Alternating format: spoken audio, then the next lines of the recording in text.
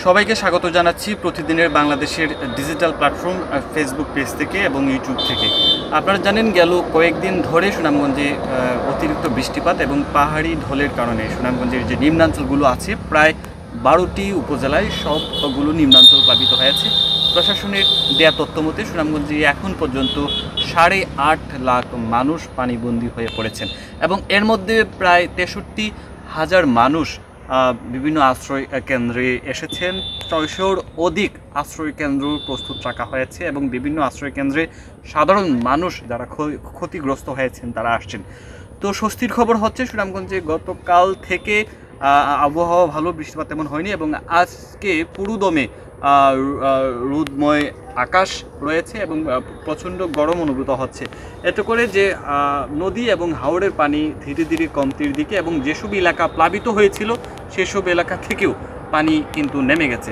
আমার পিছনে যে একটি বাড়ি দেখতে পাচ্ছেন এটি হচ্ছে একটি বাড়ি যেটি গেল কয়েকদিনের যে পাহাড়ি ঢল এবং বন্যায় সেটি তলিয়ে গিয়েছিল এবং এই বাড়ি থেকে এখন কিন্তু পানি নেমে গেছে। যদিও বাড়িতে কেউ নেই, হয়তো যখন বেশি পানি ছিল দুদিন আগে তখন হয়তো তারা অন্যত্র উঁচু জায়গায় স্থানান্তরিত হয়েছিলেন, কিন্তু এখন বাড়ি ঘর থেকে কিন্তু পানি নেমে গেছে এবং আঙিনায় কিছুটা পানি রয়েছে।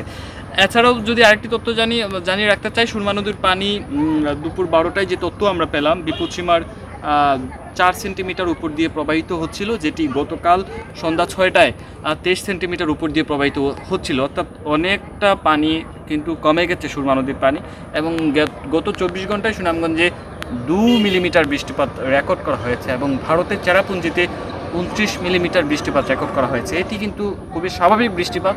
এই বৃষ্টিপাতের কারণে সুনামগঞ্জের যে বন্যা পরিস্থিতি সেটি অবনতি হওয়ার কোনো আশঙ্কা নেই, কারণ খুবই স্বাভাবিক বৃষ্টিপাত। এছাড়াও সুনামগঞ্জে যে বৃষ্টিপাত হয় প্রতি বছর সেই বৃষ্টিপাতের পানিতে সুনামগঞ্জের নিম্নাঞ্চল প্লাবিত হওয়ার কোনো আশঙ্কা কখনোই কেউ করেননি। যদি না ভারতের যে মেঘালয় আছে এবং চেরাপুঞ্জিতে যদি অধিক বৃষ্টিপাত হয় তখন সুনামগঞ্জের মানুষ আতঙ্কিত হয়ে পড়েন। এদিকে বন্যার একটি পরিস্থিতি তৈরি হয়, যেটি গত কয়েকদিন ঈদের দিন সকাল থেকে শুরু হয়েছে।